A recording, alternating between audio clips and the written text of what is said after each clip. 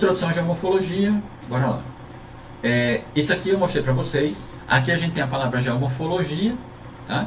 E tem ela destrinchada aqui, né?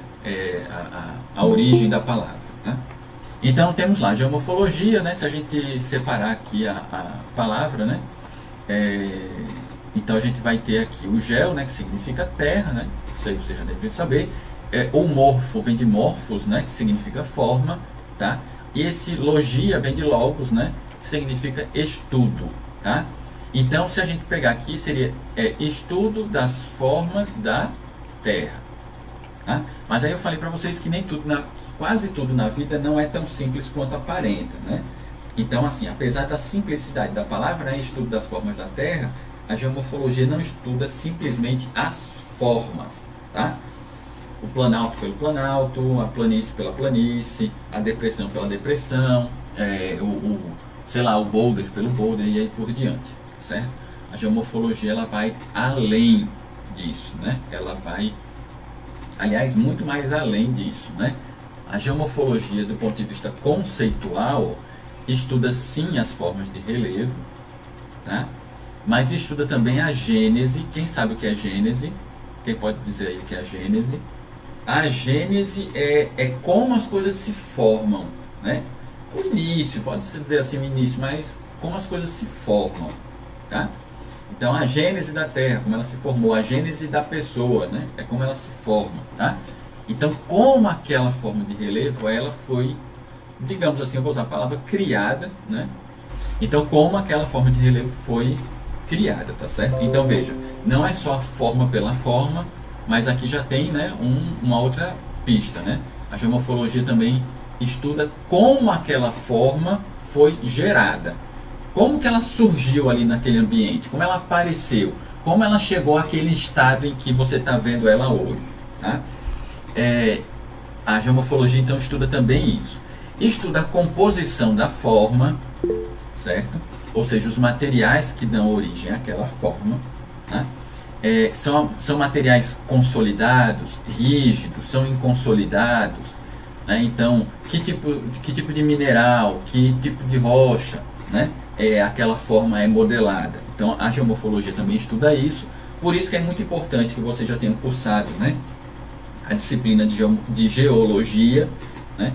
Tanto que é obrigatório, né? Pré-requisito, né? Para você vir para a geomorfologia, você tem que ter estudado geologia, tá? E tem um outro detalhe também na geomorfologia, que ela estuda isso aqui, ó, os processos que atuam naquela forma de relevo, tá? Então a geomorfologia ela tem um olhar para o passado, né? Ao mesmo tempo, né? Ela olha para trás, olha para o passado, para identificar como aquela forma de relevo ela foi originada, tá? Qual foi o processo que deu origem àquela forma de relevo. E também ela tem um olhar para frente, né, que é um olhar de dinâmica, tá? Então ela olha para frente para perceber ou para tentar entender como aquela forma de relevo vai se modificar, está se modificando ao longo do tempo, tá? E qual é a dinâmica futura dela, tá? Uma duna vai ser sempre uma duna, uma falésia vai ser sempre uma falésia, um morro vai ser sempre um morro. É possível que não, eles vão se transformando ao longo do tempo, tá? Então veja que não é tão simples assim, né? Se a palavra geomorfologia ela é simples, né? O que a geomorfologia estuda, ela é mais avançada, digamos assim, tá certo? Ela se aprofunda nessa questão, certo? A gente estuda formas emersas e formas submersas, tá? A gente já falou um pouco sobre isso aqui, né? Então a geomorfologia estuda aquelas formas que estão fora d'água e estuda também as formas que estão debaixo d'água. A gente, como eu já falei, a gente vai se prender mais aqui a disciplina a trabalhar as formas que são emersas, tá? Grande parte do tempo a gente vai falar sobre formas emersas, mas agora na terceira aula que a gente tiver, a gente vai falar um pouco sobre grandes formas que são debaixo d'água. Objeto de estudo são as formas de relevo, né? O grande objeto de estudo da geomorfologia são as formas de relevo, tá? E os principais objetivos são esses, né? Investigar as formas de relevo, origem e transformação e verificar as formas e processos, tá? Então, quais são as formas de relevo que existem e quais são os processos que atuam nessas formas de relevo. Detalhe aqui, né? guarda laços com outras ciências, tá certo? Então, a geomorfologia tem uma interface muito grande com outras ciências, tá? Particularmente geologia e geografia, tá?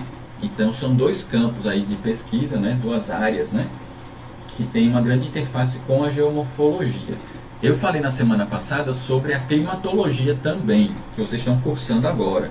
A disciplina de climatologia também tem uma interface muito grande aqui com a nossa disciplina, tá? Por quê? Porque os elementos que compõem o clima influenciam no relevo. Aqui um detalhe, né? Ó, os fenômenos que a gente estuda na geomorfologia, eles estão sempre... Eu tenho que tirar essa animação aqui, porque ela sempre me atrapalha. Esses fenômenos, né, que a gente estuda, eles estão sempre naquela camada... Está sempre naquela camada mais superior, tá certo? Da Terra. Então, assim, não existe estudo geomorfológico, por exemplo. Você já viu em geologia quais são as camadas da Terra, né? Núcleo, manto, tá. Então, não existe estudar geomorfologia, relevo do núcleo da Terra. Tá? Não existe. Por quê? Porque os fenômenos da geomorfologia, né, os fenômenos que a geomorfologia estuda, eles são aqueles fenômenos que estão mais ali na superfície, mais próximos à superfície, pelo menos, tá? Ainda que, aí é um detalhe muito importante, né? Ainda que vários processos importantíssimos para a geomorfologia, eles tenham origem no interior da Terra, tá certo? Principalmente lá do núcleo, tá? O núcleo que é o motorzinho que faz com que o relevo da Terra se transforme tanto, tá joia? Então, ainda que a gente dependa desse motorzinho interno da Terra para muitas das formas do relevo que estão em superfície, mas o relevo em si, ele está muito mais, ele está ali restrito, né, a essa camada mais superficial da Terra, tá joia? E aí essa camada ela varia, né, tem uma espessura variável aí que pode chegar entre 10 e até 40 quilômetros de profundidade, tá joia? Do ponto de vista de tamanho, tá? Tamanho das formas de relevo, a gente estuda relevo desde formas muito grandes. Deixa eu voltar aqui para ver aquela outra figura para vocês verem de novo. Cadê aqui? Desde formas pequenas, bem pequenas, de relevo, tá? Que aí é o exemplo que está aqui nessas fotos, né? Eu não sei se vocês já viram isso aí. Quem tem jardim em casa, né? Ou um quintal que não seja todo cimentado, já deve ter visto coisas desse tipo aqui, ó. Imagens desse tipo, tá? Ou então, como essa outra imagem aqui do lado direito, ó. A presença de, nesse caso aqui, na foto do meio, na foto da esquerda, né? Pequenas torres, né? Se vocês verem, tem pequenas torres aqui, ó, tá? De terra, né? Empilhada, certo? E que muitas vezes essas torres, essas pequenas torres, elas têm um obstáculo, algum material mais resistente em cima delas, tá? No caso aqui da foto tem umas sementes ou então umas pedrinhas, tá? Em cima. E essas torrezinhas elas vão se formando por conta da chuva, tá? Essa pedrinha que fica em cima da torre, né? Originalmente não são essas torres, né? O solo está todo plano e ele tem a presença dessas pedrinhas. À medida que vai chovendo, né? Essa pedrinha que está em cima protege o solo do impacto da chuva e todo o material que tem ao redor dessa pedrinha vai sendo transportado pela erosão, tá? No final das contas fica uma colunazinha. Tá? Então, isso aqui é comum vocês verem, tá? No jardim de vocês. É comum nas falésias que moram no litoral, né? É comum ver isso nas falésias. É comum ver isso, por exemplo, você vai fazer uma reforma em casa. Aí você compra uma carrada de areia, né? uma carroça, um caminhão de areia, e que despeja, né? Aquela areia ali na frente de casa. Depois de algum tempo ali, se essa areia levar uma chuva e tal, é comum aparecer esse tipo de feição também, tá? Então você vê, são feições bem pequenas, né? Às vezes tem poucos centímetros de altura, tá? E essa aqui do lado direito é quase a mesma coisa, né? O processo é o mesmo. Você vê que tem uma árvore, tá? E o pessoal colocou, né, para ornamentar aqui, colocou essas pedrinhas, né? Essas pedrinhas aqui, ó, na base da árvore. O que foi que aconteceu? As pedrinhas protegeram, né, o solo da erosão, então vê que formou aqui um abismozinho aqui, né? Uma encosta, tá certo? entre a área que tem pedra e a área que não tem, tá certo? Como a área que não tem as pedrinhas for desprotegida, o processo erosivo foi mais intenso, tá? Então tudo aqui ao redor foi sendo removido, mas o material que está protegido pelas pedrinhas ficou, tá? Então você vê que são formas de relevo que são bem pequenas, tá? Essa foto aqui do lado esquerdo ela é muito interessante porque, não sei se dá para vocês perceberem na imagem, tem uns matinhos aqui, ó. Dá para vocês perceberem isso na imagem. Em cada torre tem um matinho, tipo um galinho, né? Uma folhinha nascendo, como se fosse um pezinho de feijão. Não sei que espécie de planta é essa aí, não sei que espécie, né? Mas como se fosse um galinho, né? Dá para vocês perceberem isso na foto? Deixa eu apagar aqui. Nessa foto aqui do lado esquerdo. Dá para perceber isso? E em cima de cada torrezinha dessa tem uma plantinha saindo, né? Essa aí é bem interessante, por quê? Porque esse material ele foi se prendendo a essa planta, a essa areia, né? Foi se prendendo à planta. A plantinha foi crescendo e os grãozinhos de areia que estão ao redor, quando a chuva bate, né? Respinga esses grãozinhos de areia, tá? E os grãozinhos de areia vão se acumulando nessa plantinha. Aí forma também a pirâmide, tá? Então é um caso diferente do meio, né? No do meio você tem a pedrinha que protege da erosão que tem embaixo dela. E no caso da foto da esquerda você tem a plantinha agregando os grãos de areia. Tá? É o mesmo processo que você já deve ter visto também na casa de vocês, né? Principalmente quem mora em casa, né? Se você colocar um objeto no quintal, uma garrafa, qualquer coisa, um cabo de vassoura, uma garrafa, um jarro, né?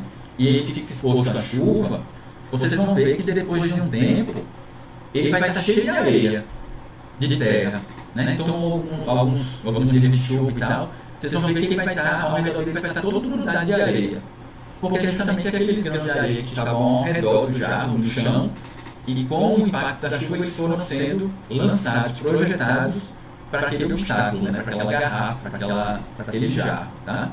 E aí eles foram ficando pregados ali no jarro. Aí a mesma coisa aconteceu aqui com as plantinhas, né? E formou esse cone.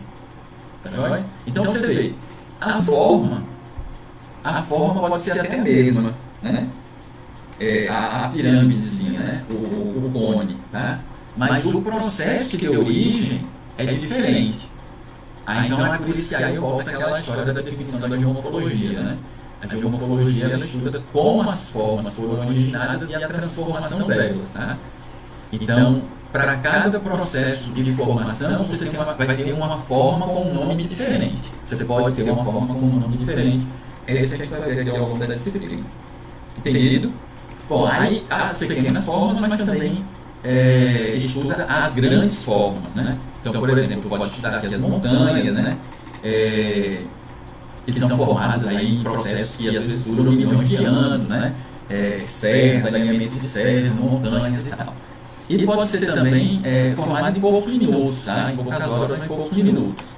Essas imagens aqui é possível também que vocês já tenham visto em algum lugar, tá?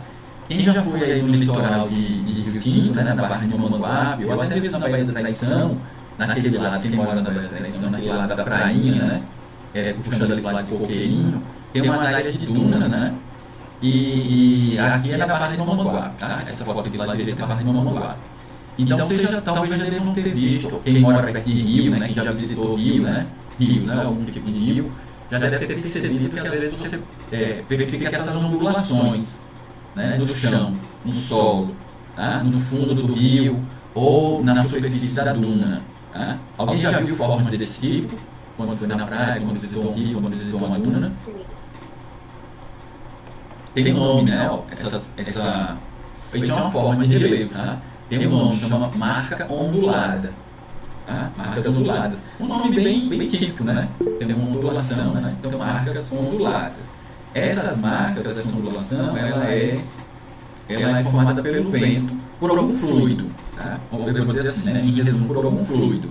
Esse fluido pode ser o vento e esse fluido pode ser a água, tá? Então, no caso do lado esquerdo aqui, essas marcas onduladas foram geradas pelo vento.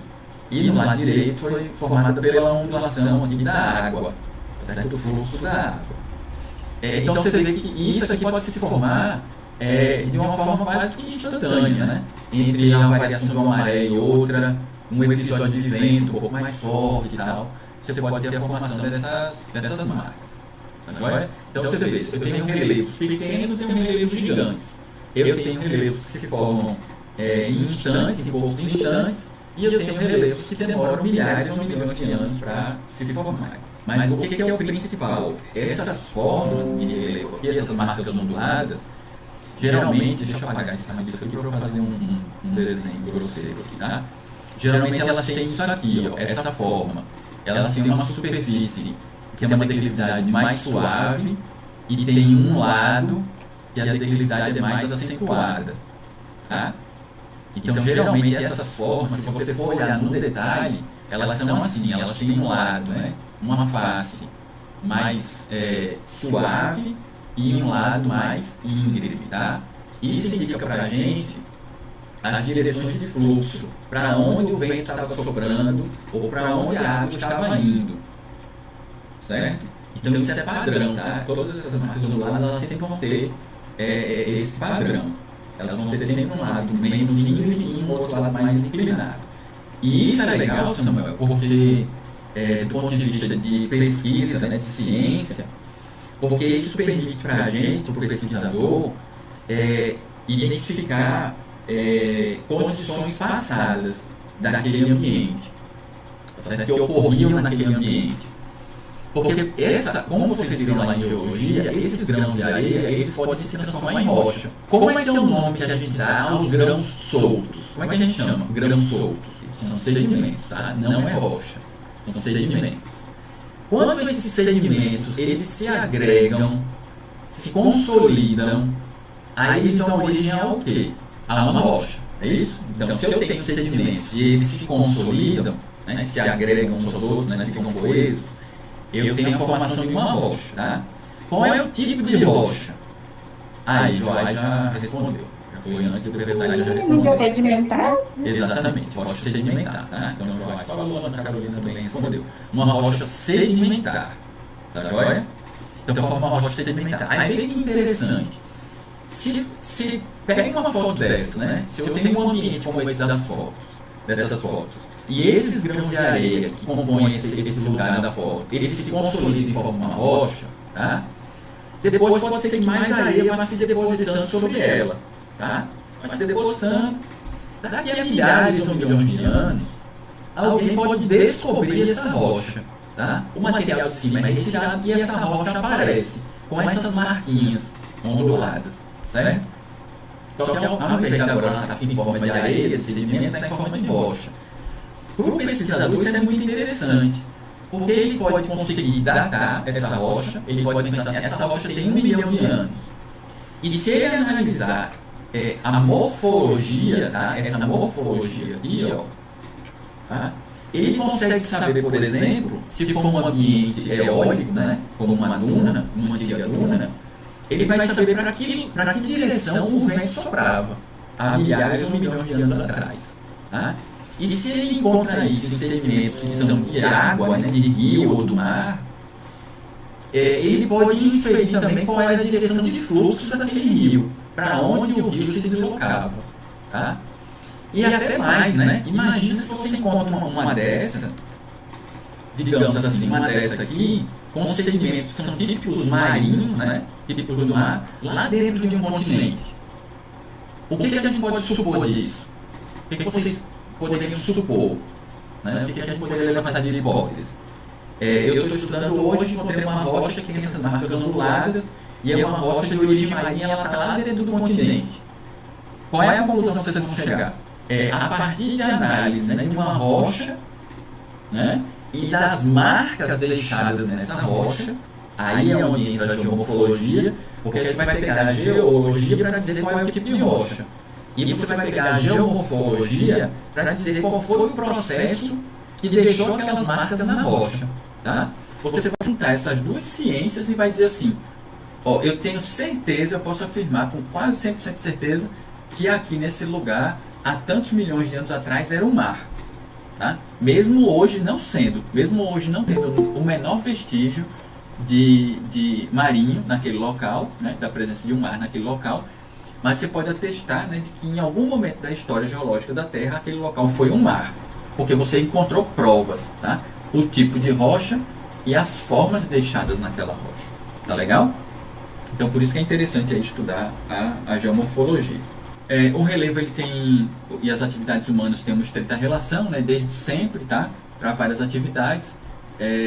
Escolha de moradia, né? Então o cara vai construir um loteamento. O legal é uma área mais plana, né? Fica mais fácil para você construir, tá? Vai fazer uma estrada, né? Ao invés de você estar subindo e descendo o morro, você pode contornar o morro, tá? Então é sempre interessante você, para ter o mínimo de vai e vem, né? De sobe e desce. Então o relevo ele sempre esteve muito presente na vida dos seres humanos, desde sempre, né? Desde que o homem é homem, ser humano é ser humano, que o relevo tem uma grande importância para ele, tá? Do ponto de vista de proteção, né? Nos tempos mais antigos, então os povos originários, eles, sei lá, se valiam do relevo para ter áreas para se esconder de inimigos, para se proteger da chuva, do vento, do frio, né? Então se utilizava de formas de relevo também para isso, né?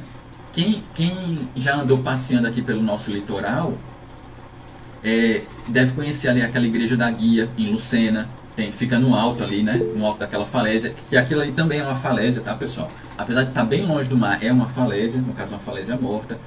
Aquela igreja, se você se ligar direitinho, ela dá vista para vários outros monumentos que existem aqui no nosso litoral. Há outras igrejas, acho que, se eu não me engano, é o Forte de Cabedelo também, tá? Então, antigamente os caras tinham essa sacada assim, né? De verificar pontos, né? Que fossem, que possibilitassem, né? Se aproveitando do relevo, logicamente, se aproveitasse desse relevo para fazer uma conexão, assim, para eventualmente até uma comunicação entre esses locais. Havia problemas de invasão, né? Tentativas de invasão, né? De outros países e tal. Então facilitava, não tinha um telefone celular, um WhatsApp para dizer assim, ó, se liga aí que os holandeses estão chegando, né? Não tinha isso. Então essa possibilidade, né, de você ter uma linha divisada, né, entre esses locais facilitava algum tipo de comunicação, algum tipo de sinalização, tá? Então vê que desde sempre o ser humano tem alguma interação com o relevo, tá? Bom, aí a geomorfologia ela é uma ciência, tá?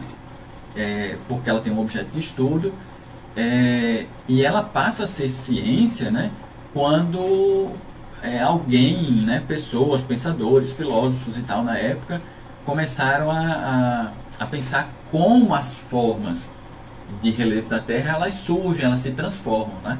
Tentam explicar as formas e não só aquela história de descrever, né? O que é um planalto? É uma superfície elevada de topo plano? Não, tá? Então o pessoal começou a pensar, né? Bom, eu acho que tem mais, né, para se falar do relevo do que simplesmente descrever a forma. Foi aí quando a geomorfologia realmente se estabelece como uma ciência, beleza? Então aí desde o século XVIII, né, os primeiros compilados, assim, digamos, né, da geomorfologia datam aí do século XVIII, tá certo? James Hutton, né, considerado aí o pai um dos pais da geomorfologia, tá certo? E aí é estabelecida a essa época, né, digamos, essa filosofia, essa visão, né, do uniformitarismo, tá certo? Que significa o quê? Que significa que os processos que atuam hoje no relevo, eles atuaram também no passado da Terra, tá? Então, o que a chuva faz hoje no relevo, a chuva fazia também há 1000 anos atrás, há 2000 anos atrás, há 1 milhão de anos atrás, tá certo?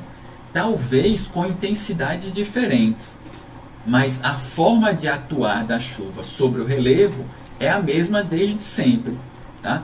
A forma como o magmatismo atua é a mesma desde sempre, tá?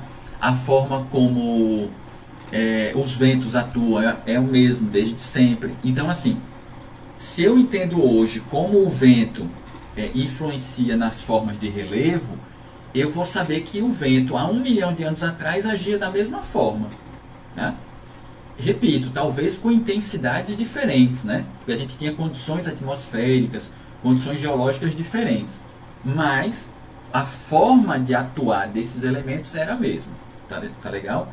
Então tudo se inicia aí com essa lógica do uniformitarismo. É tipo aquela história: estudar o presente para entender o passado. Tá joia? Então a geomorfologia, grande parte das técnicas na geomorfologia, elas têm essa base, tá? De você entender como as coisas funcionam hoje e transportar, né, essas teorias para o passado da Terra. E entender como é que as coisas se formaram no passado da Terra. Joia? Uniformitarismo, né? Enquanto disciplina mesmo, né, autônoma, né, ela vai surgir aí no século XIX, tá? Muito enraizada, tá? Na Europa e nos Estados Unidos, tá? São os dois polos principais, né, da construção da geomorfologia, tá? Enquanto ciência, enquanto disciplina. E esse carinha aqui, a gente vai ver depois um pouco mais sobre ele, né? O William Morris Davis. Ele é o cara que mais se destaca na época, tá? Porque ele cria a primeira teoria geomorfológica, que a gente vai ver na próxima aula, tá? A primeira teoria geomorfológica. E aí ele foi efetivamente tido ali como o pai da geomorfologia, tá? Ainda que você tenha estudos anteriores, né? Que prévios, né, aos trabalhos de Davis, tá certo? Mas assim, aí os caras... Por isso que eu falei do Hutton, né? É um dos pais, né? Eu falei assim, um dos pais da geomorfologia, porque o cara começa a sistematizar, mas quem cria a primeira teoria é o Davis, tá? Aí ele ganha, né, a fama, né? Principais fundamentos da geomorfologia: causalidade, ou seja, explicar como as formas são criadas; extensão, ou seja, correlação. O que o vento faz no Brasil, o vento faz nos Estados Unidos, na África, na Ásia, tá? E localização, que é aonde a forma está. Então, toda vez que você for realizar um trabalho geomorfológico, você tem que pensar nesses três fundamentos, tá? Explicar como aquela forma surge, fazer uma correlação aonde, né, essa forma, esse tipo de forma ocorre, tá? E localizar. Eu estou estudando tal forma no Cariri paraibano, no litoral paraibano e aí por diante, tá? Seriam os três princípios da geomorfologia. Então aqui, pessoal, ó, os nossos estudos aqui nessa disciplina, eles devem aqui, ó, descrever, classificar e explicar as formas do relevo, tá?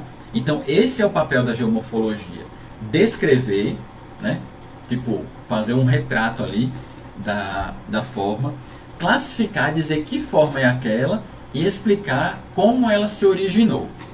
Esse é o papel da geomorfologia, tá? E para isso a gente tem que ter um olhar sobre dois aspectos principais, tá? Um é um olhar estático, tá? Um olhar estático, ou seja, descritivo, certo?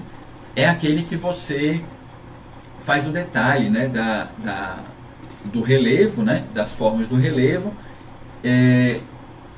Você pode fazer um esboço, você vai descrevendo os detalhes da forma dele, né? Então, tipo aquela história, né? O planalto sempre tem, para ser um planalto tem que ter o topo plano, para ser uma falésia tem que ter uma encosta íngreme, né? Você tem que descrever isso. Então seria um ponto de vista estático, tá? E você tem um ponto de vista dinâmico, tá? Ponto de vista aqui embaixo, no finalzinho, ó, dinâmico, tá? Você tem um olhar para a dinâmica dele. Quais são os processos que estão atuando ou que atuaram sobre aquela forma do relevo? Foi o vento, foi a chuva, foi a temperatura, foi o gelo, foi um tectonismo, foi um magmatismo, o que é que foi, né? Então você tem que olhar também para essa dinâmica, como aquele relevo está se modificando, tá? Como ele foi gerado e como ele está se modificando. Duas expressões que são interessantes de vocês gravarem são essas. Deixa eu apagar aqui. Anatomia da paisagem é descrever a paisagem, tá? E fisiologia da paisagem é o que está atuando sobre aquela paisagem. Bom, aí a evolução, né, do conhecimento da geomorfologia, né, ela vai sempre, tem sido trabalhada, né, no intuito de, mais ou menos assim, tentar responder algumas grandes questões, tá? Algumas delas seriam essas, né? Como evolui um relevo, né, as grandes formas de relevo, qual é o significado do relevo no contexto ambiental, né? Qual é a relação do relevo e das outras variáveis ambientais, né?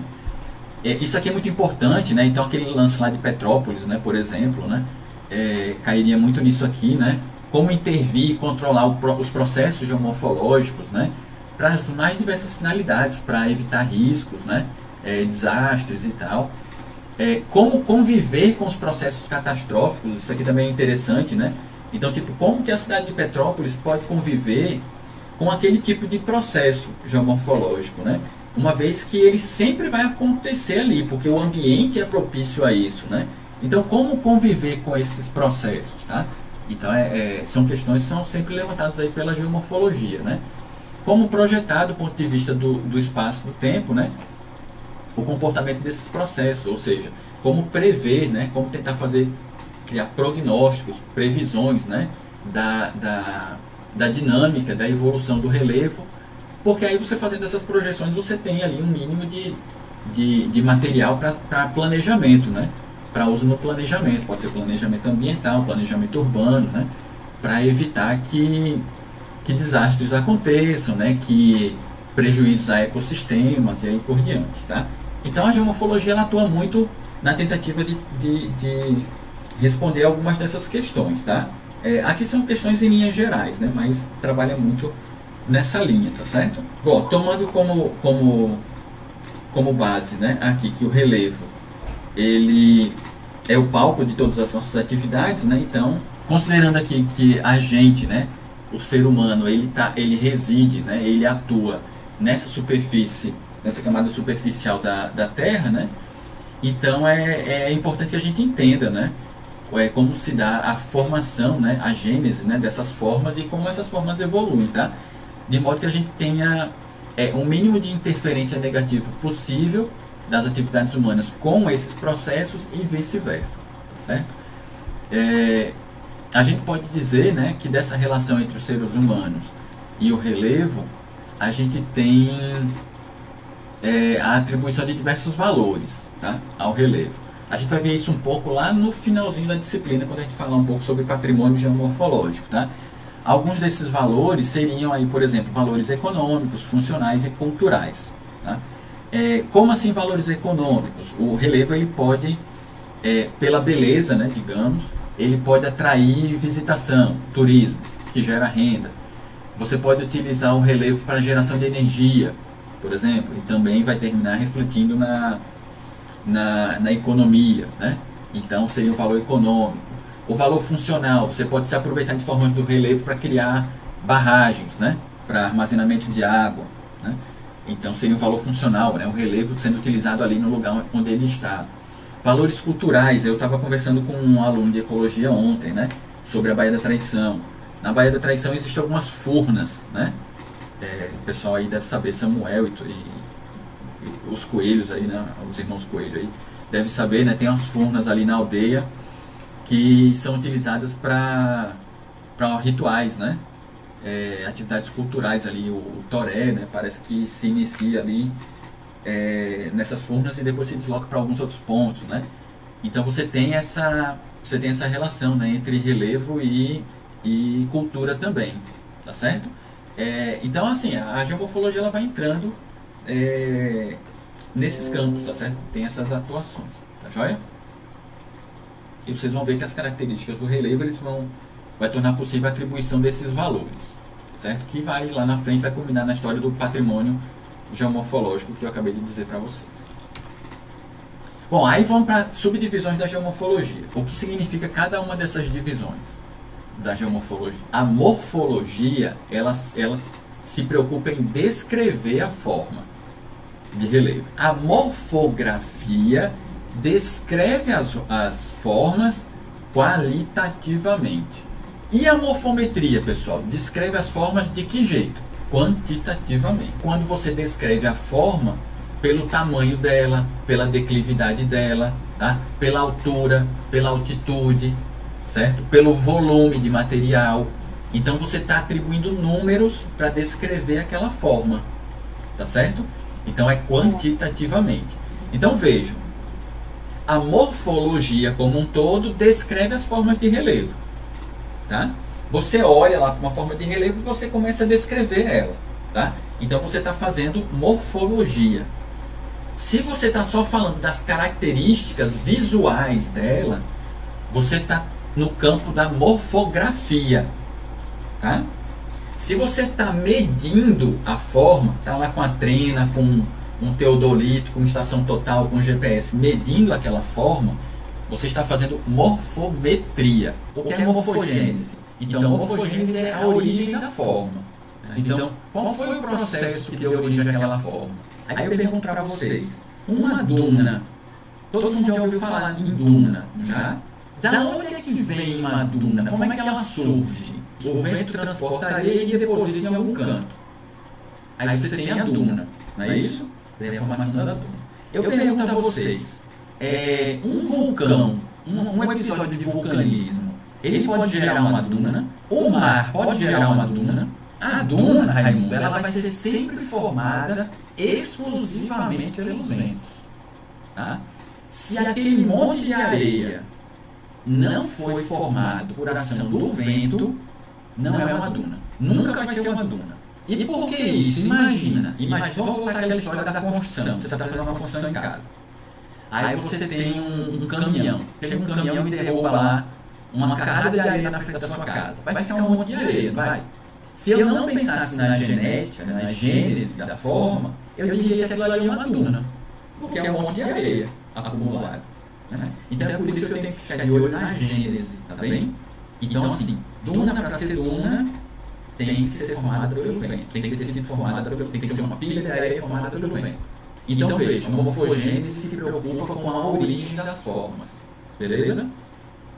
Quem deu origem? Um vulcão se forma pela chuva? Não, né? Não. Não tem condição do vulcão se formar pela chuva. Então, a origem do vulcão é um agente interno, endógeno, é o magmatismo. Tá? Então, você tem que pensar sempre em quem deu origem àquela forma. Tá? E você vê que essas subdivisões da geomorfologia elas vão se encadeando, né? Você descreve a forma, mede a forma, você estuda a origem da forma. Tá? Morfodinâmica faz o quê? A morfodinâmica é olhando para o hoje e para o futuro. Né? Então, pessoal, vamos continuar com a história da duna. A duna ela se forma por ação dos ventos. Uma vez formada essa duna, a chuva, se atuar sobre ela, pode modificá-la. Se ficar passando o carro por cima da duna, ela vai se modificar? Vai, né?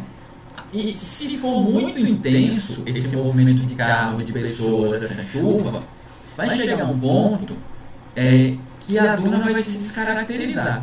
Concorda comigo? Vai chegar um momento que você não vai mais perceber que aquilo é uma duna. Ela vai ser destruída de uma forma tal que ela virou outra coisa. Né? Só uma planície marinha ou uma planície de restinga, algo desse tipo. Ou um deserto, né, com só o pavimento mesmo, detrito, só com as areias, está sem dunas. Tá? Então eu estou observando quais são as dinâmicas daquele ambiente. Vamos pensar no litoral. Todo mundo deve conhecer ou já viu fotos, né, ouviu falar da ponta do Cabo Branco de João Pessoa, já, da falésia. O que acontece ali? O mar está atuando na falésia e derrubando a falésia. A mesma coisa acontece na Baía da Traição, né, acontece em Rio Tinto também, ali em Oiteiro, né? Onde a gente tem falésia, no litoral sul também acontece isso, né? O mar não atua, não fica batendo ali na falésia e derrubando a falésia. Então eu tenho uma situação de uma falésia viva. Tá? Chama falésia viva, porque o mar está destruindo a falésia. Se o nível do mar baixar, vamos pensar, né? Se o nível do mar baixar, o que vai acontecer com aquela falésia? Ela vai parar de ser afetada pelo mar, exatamente, né? Porque o nível do mar reduziu, né? Então o mar se afastou daquela falésia. O que acontece com aquela falésia? Então, ela deixa de ser uma falésia viva e passa a ser uma falésia morta. Tá? Então eu tenho uma mudança nos processos que atuam naquela forma. Tá? Então aí entra o que Raimundo falou, né? Pensar, aí, a morfodinâmica ela pensa o hoje e projeta também para o futuro, o que está acontecendo e como vai se comportar aquela forma de hoje para frente. Tá? Então, se eu penso que o nível do mar está baixando, aquela falésia que era viva, ela vai deixar de ser viva, vai passar a ser uma falésia morta. Tá? Aí eu volto ao exemplo daquela igreja da Guia, lá em Lucena, que algumas pessoas aqui disseram que conhecem, né? A igreja da Guia, lá em Lucena. A igreja da Guia fica longe ou perto da praia? Bem longe, inclusive, né, Bruno? Mesmo tão distante da praia, aquela elevação onde a igreja está em cima é uma falésia. No caso, é uma falésia morta. Tá? O que aconteceu ali? O mar foi recuando com o tempo e foi depositando aquelas areias todas que hoje tem a cidade de Lucena toda em cima. Lucena, Costinha, Fagundes, né? Há alguns milhares de anos atrás, alguns milhões de anos atrás, não havia lugar, espaço ali para ter o que hoje é Lucena, Costinha, Fagundes. Tá? Só existe hoje porque areias foram sendo depositadas ali por causa do recuo do mar. Tá? Então criou espaço para depois, né, muito tempo depois, o ser humano ir ocupando esse espaço com as construções. Tá? Então você vê que tem uma distância bastante grande, acho que deve ter talvez 1 quilômetro, talvez acho que até mais, de distância da igreja até a praia. Mas continua sendo uma falésia, tá, Bruno? É uma falésia, porém uma falésia morta, porque o mar não atua mais nela. E se o mar voltar a subir? Começar a subir, ele um dia vai chegar de novo lá, não vai? E se chegar lá, o que vai acontecer com a falésia? As formas de relevo, elas são bastante dinâmicas, tá? Então a falésia ela pode ser viva hoje, amanhã ela pode ser uma falésia morta. Depois voltar a ser viva, tá? Ressuscitou. Uma duna, ela pode começar a se descaracterizar, porque o vento ficou mais fraco durante um tempo e tal. E depois o vento começar a atuar e ela ganhar vida de novo, né? Começar a crescer, aumentar de volume e coisa e tal, certo? Essa é a dinâmica do relevo. Então a morfodinâmica estuda os processos atuais que atuam sobre o relevo. E a morfocronologia? Essa aí não tem segredo. A morfocronologia estuda a idade das formas de relevo. Tá legal? Então, por exemplo, quantos anos tem aquela duna? Eu posso estudar isso por técnicas de termoluminescência, tá? Analisando os grãos de areia, né, daquela duna, eu posso ter como conseguir a idade absoluta dela. Eventualmente por métodos de carbono 14, avaliando matéria orgânica que tem dentro daquele corpo lunar, né? Então eu posso conseguir identificar a idade dele, certo? E eu posso, no caso a idade absoluta, né? E eu posso também fazer a datação relativa. Só para fechar a cronologia, sobre a datação relativa, ela é quando você se baseia, né, em um outro elemento para estipular a idade da forma. Tá? Então, eu vou dar um exemplo para vocês. Imagina se, pensa aí, né? Imagina a seguinte situação. Vocês chegam na praia e na praia às vezes tem aqueles montinhos de areia, né? Pode ser uma duna, pode ser uma berma, tem aqueles montinhos de areia. Aí, vê só, você encontra uma lata de sardinha dentro, enfiada ali na areia, certo? Dentro da areia, uma lata de sardinha. Você muito curiosa que é, vai lá e vai olhar aquela lata de sardinha, tá? Geralmente nas embalagens tem uma data de fabricação e uma data de validade do produto. Então vê só, aí você pensa assim, bom, eu queria tanto saber qual é a idade dessa forma de relevo aqui, como é que eu vou fazer para estimar a idade dessa forma de relevo? Você pode usar essa opção, essa técnica, né, digamos assim. Você encontrou, aí você achou aquela lata de sardinha, você tem na lata de sardinha uma data de fabricação, tá? Então pensa, para aquela lata de sardinha estar dentro daquele monte de areia, aquele monte de areia surgiu antes ou depois da lata de sardinha? Vamos pensar de uma dinâmica natural, tá certo? Das coisas, sem ninguém ter feito uma pegadinha ali para enganar a gente, tá?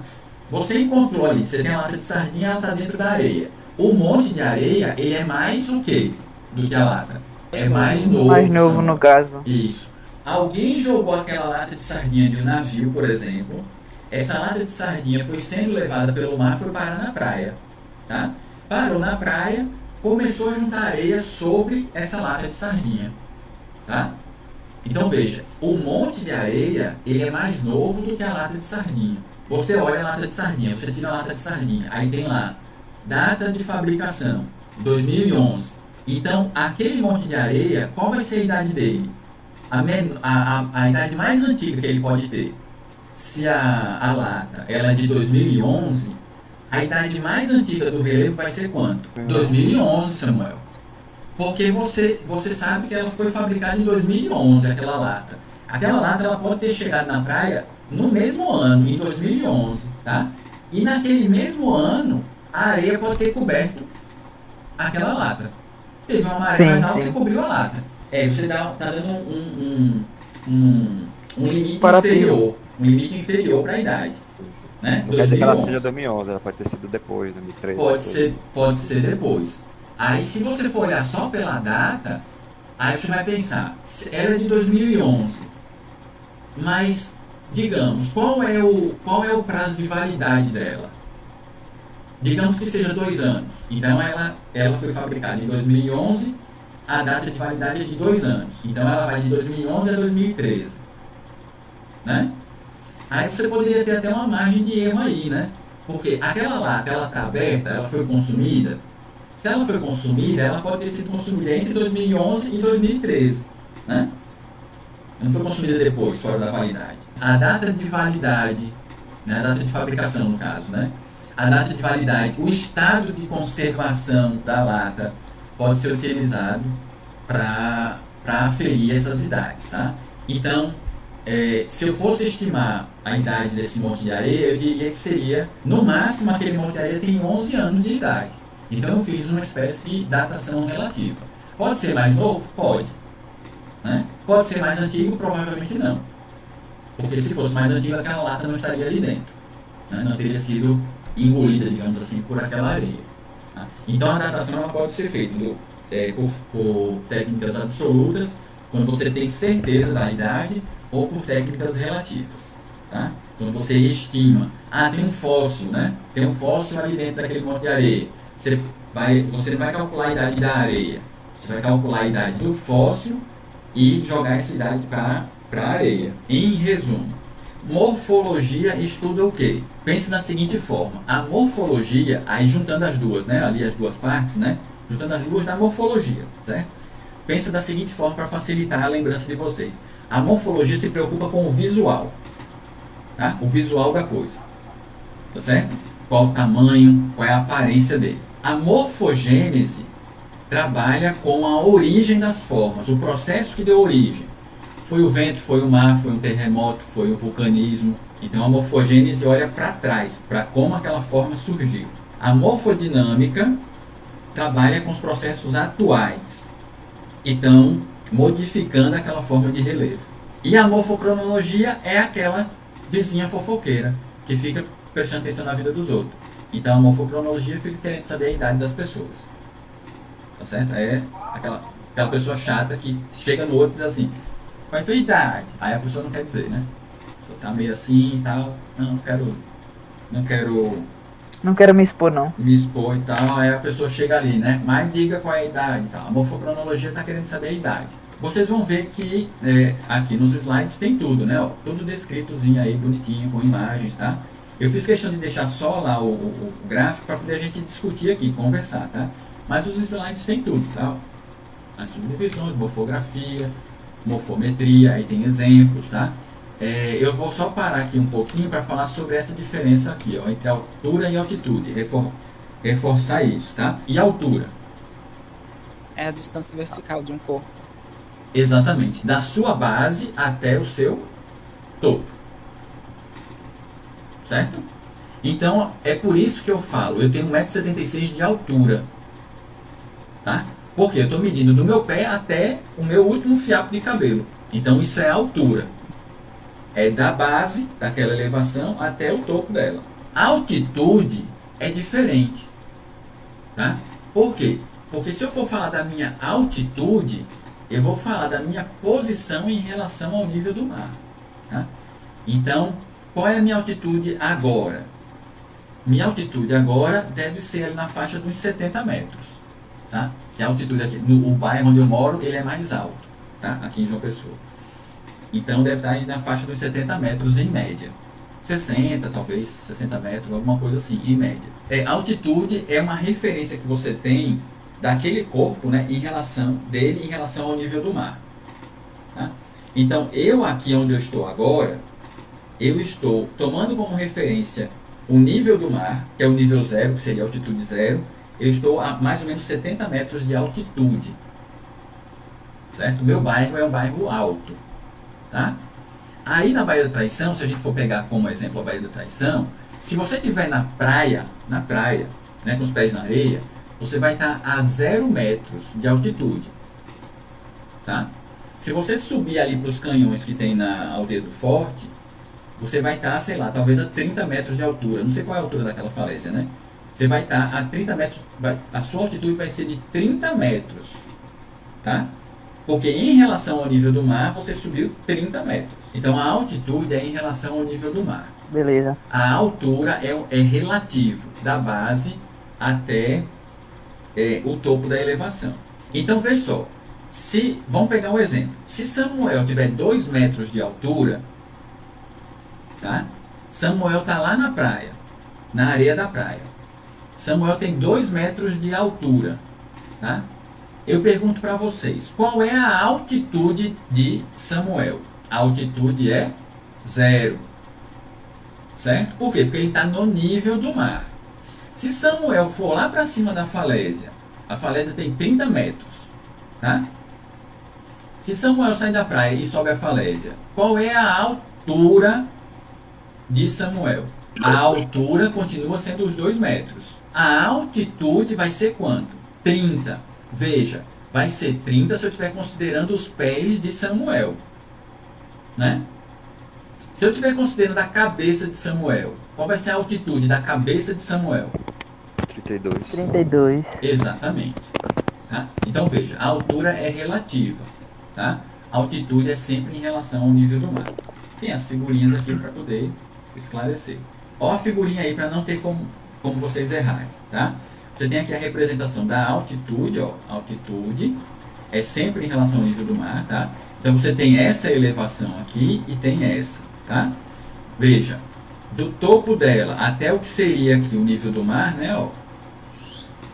Isso aqui seria a altitude, tá? A mesma coisa nessa outra elevação, ó. Isso aqui seria a altitude. Beleza? Vamos apagar os rabiscos. E o que seria a altura? A altura dessa elevação aqui, ó, seria do topo dela até a base dela, ó. E isso aqui é a altura, tá? Essa outra elevação, a altura dela vai ser daqui até, ó, aqui, ó. Tá? Então veja, é isso aqui, ó, a altura dela, do topo até a base. Aí vê só que interessante, pessoal. Vê só que interessante. Vamos considerar essa elevação aqui, tá? Imagina que alguém está aqui em cima, ó. Vou desenhar aqui um boneco. Alguém está aqui em cima, tá? Vocês percebem que a altura é relativa, que se essa pessoa estiver olhando para o lado de cá, a altura que ele vai estar vendo é maior do que se ele estiver olhando para o lado esquerdo. Então veja, a altura ela tem sempre uma referência, tá? Você tem sempre que adotar os seus referenciais, tá? No caso dessa figurinha que eu fiz agora, se ele olhar para o lado esquerdo, o referencial dele está mais perto dele. Então a altura é o quê? Em relação à do lado direito? É menor. Se ele fosse cair, imagina, ele vai levar um estouro, ele vai ter que cair, vai ter que sair escorregando. Aonde é que ele ia se ralar mais? Se ele caísse para o lado esquerdo ou para o lado direito? Lado direito. Para o lado direito, porque a altura seria maior, né? Então essa altura ela é relativa, tá? Você tem que ter qual é a base e qual é o topo da elevação que você está estudando, beleza? Por isso, pessoal, existe uma curiosidade, tá? O Everest, ele é tido como o lugar mais alto da Terra. Na verdade, o Everest, ele é o local que tem a maior altitude da Terra, mas não é a maior montanha da Terra, tá? Não é a montanha mais alta da Terra, tá? Ele é o ponto que tem a maior altitude em relação ao nível do mar, tá certo? Mas do ponto de vista de tamanho da elevação, ele não é o maior, tá? O maior é um vulcão, tá? Esse aqui, ó, Mauna Kea. O topo do Everest, Claudio, está nessa altitude aqui, ó, 8.848 metros de altitude, certo?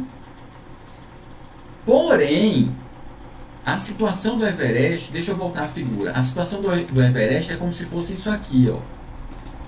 Esse bonequinho aqui, tá?